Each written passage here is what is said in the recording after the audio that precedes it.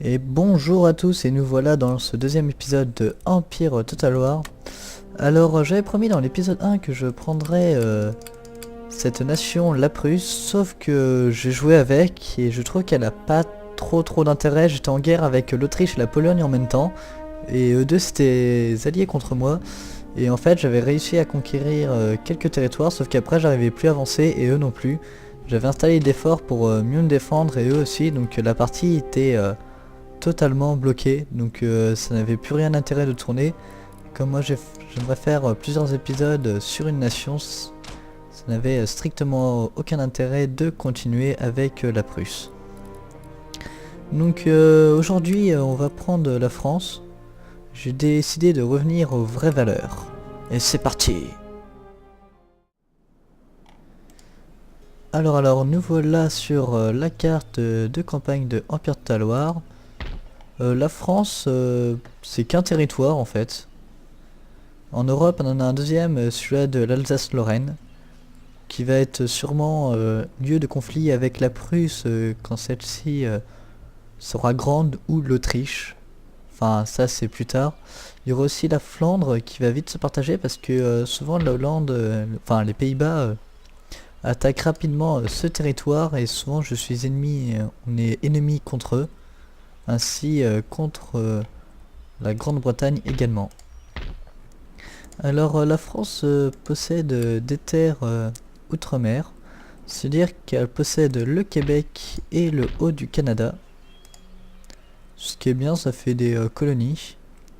Possède aussi ce territoire-là qui sera vite attaqué par cette nation, c'est-à-dire cette nation, les 13 colonies vont être récupérées par l'Angleterre. Et ils vont vite m'attaquer ce bout de territoire. Ainsi, je possède 4 territoires au nord. Une île, les Martiniques, ici, plein milieu. Ainsi qu'un petit territoire, la Guyane française, qui est très riche. À côté de la Guyane néerlandaise, qui appartient à Hollande.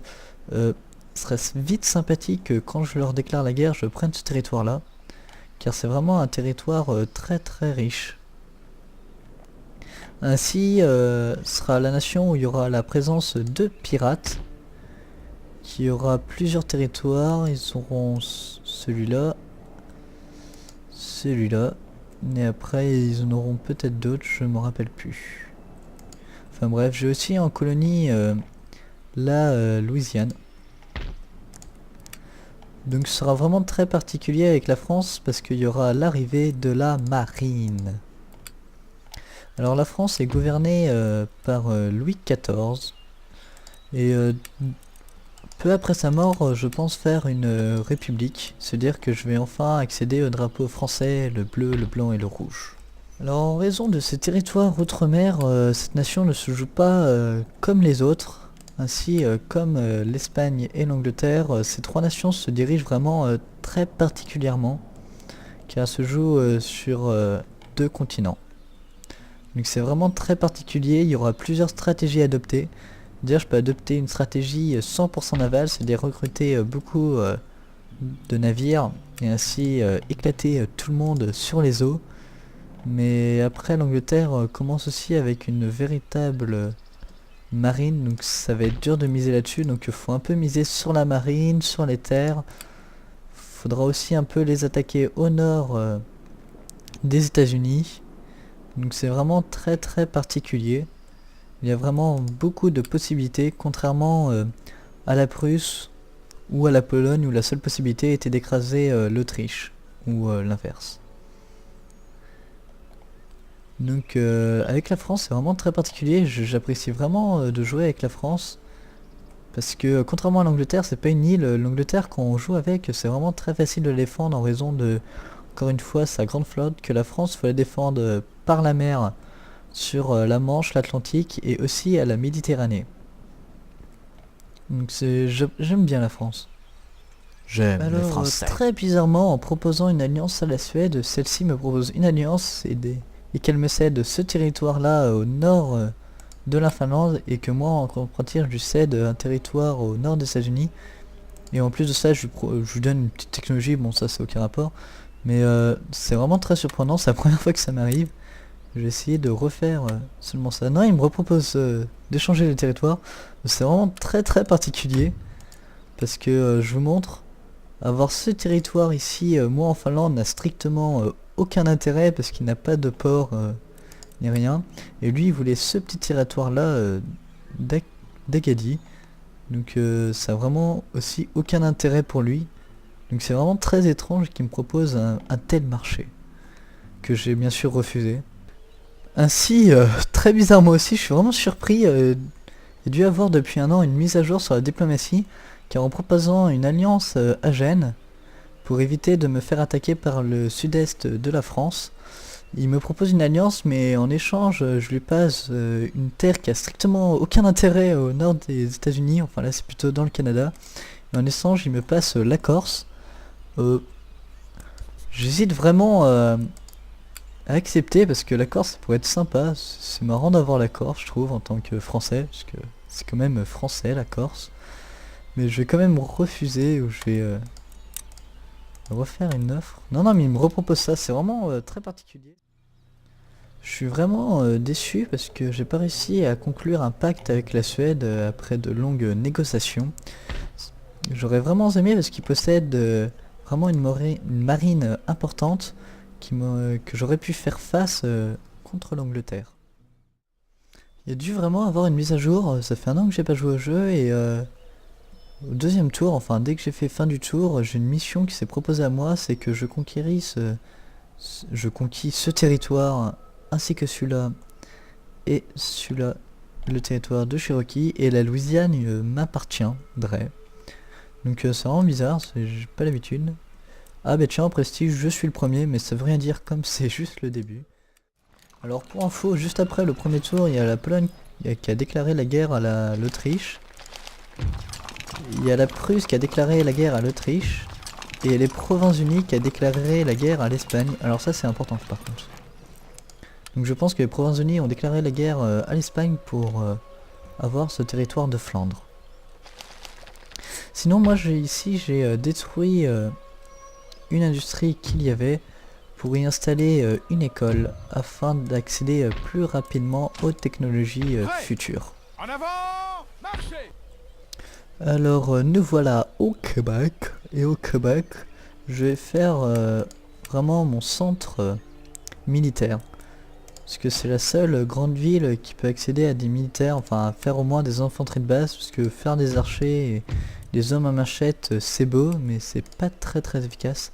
D'ailleurs je ferai plusieurs batailles intéressantes je pense contre les nations amérindiennes, qui possèdent vraiment des unités si on peut dire du Moyen-Âge, et c'est vraiment sympa de voir la différence de technologie. C'est vraiment sympa, j'avais des souvenirs très très marrants quand ils m'attaquaient n'importe comment et qui faisaient n'importe quoi sur le champ de bataille, c'était vraiment très marrant et très perturbant. Et souvent faut vraiment être en infériorité numérique, ça sert à rien d'être vraiment énormément pour les combattre. De plus, je tiens à préciser que j'ai réussi à m'allier contre Wittenberg et ainsi avec la Bavière. Ces deux alliés sont très très alliés et très copains avec l'Autriche et souvent les suivent dans toutes les guerres. Donc se dire si je suis en guerre contre l'Autriche, ils vont sûrement se retourner contre moi. Je suis allié aussi avec la Rhénanie, je viens juste de me rendre compte. En fait j'ai réussi à me faire des alliances en raison que dès le début la France commence avec une technologie en plus, qui est celle-ci, qui n'a strictement aucun intérêt pour les nations qui n'ont pas de territoire outre-mer, parce que c'est une technologie qui fait que les bâtiments commerciaux, c'est-à-dire tout ce qui est les bâtiments qui produisent par exemple des fourrures, des bananes, du thé. Je croyais que c'était autre chose au début, mais bon. Du fait que... Enfin bref, pour résumer, ça n'a strictement aucun intérêt cette technologie du E, et j'ai réussi à leur donner la technologie en contrepartie qu'ils étaient alliés avec moi. Je pense pas que ce soit une alliance très fiable, mais bon, ça me permet de rassurer mes arrières. Alors je tiens à préciser que cette feuille c'est bien une feuille de thé, c'est pas une feuille d'autre chose. Et comme la Pologne, je vais me faire ramasser complètement parce que je suis pas en train de faire des militaires. Je sais pas si c'est très bien de ma part, je mise vraiment une bonne partie de mes réserves financières plutôt vers l'économie, c'est-à-dire vers l'industrie. Je vais tout de même faire des bateaux militaires. Je vais aussi tenter un truc, c'est de pas laisser de militaires en Martinique. C'est très risqué, je pense que ça va pas marcher. Mais bon, je tente quand même le coup parce que mettre des militaires dans chacune des îles, ça va vraiment affecter mon système financier parce que les militaires en entretien, ça coûte vraiment de l'argent.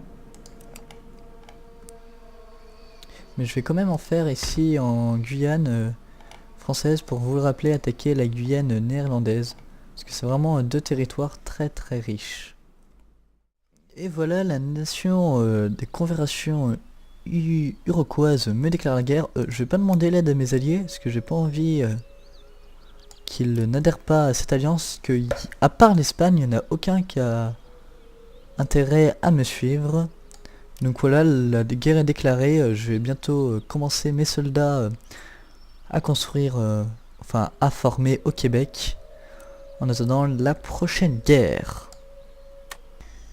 Et comme promis, je commence à former toutes mes unités, un peu au Québec, un peu en Guyane, et un peu sur Paris aussi, pour protéger la capitale. Un petit rappel vraiment pour les incultes des incultes, la France est catholique. Et donc je suis très allié avec l'Espagne qui est catholique elle aussi. Enfin un petit rappel, l'Autriche est catholique aussi, la Pologne également, la Russie est orthodoxe, la Suède, la Prusse, les Provinces-Unies et la Grande-Bretagne sont eux protestantes. Et l'Empire ottoman et l'Empire mongol sont eux de religion islam. Et l'Empire marathe c'est hindouiste. L'Empire marathe, pour un peu de précision, c'est cet petit empire là qui va s'expandre au fur et à mesure et qui va terminer par avoir toute l'Inde. À tous les coups c'est ça, donc il n'y a pas trop de gros suspense à part quand est-ce qu'ils vont arriver à avoir toute l'Inde. Parce qu'une fois qu'ils ont toute l'Inde, souvent ils s'expandaient, enfin à l'époque quand je jouais vers l'Europe, donc ils représentaient une potentielle menace, ainsi aussi ils prenaient tous les comptoirs commerciaux. Ce qui était un peu embêtant.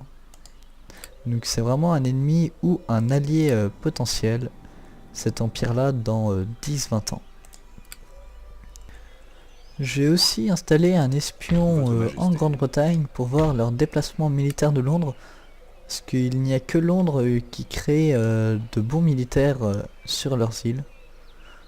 Il y a ouais, Hindenburg, mais ils n'ont pas de grandes casernes là-bas, il n'y a vraiment que Londres qui pourrait représenter une potentielle menace pour moi.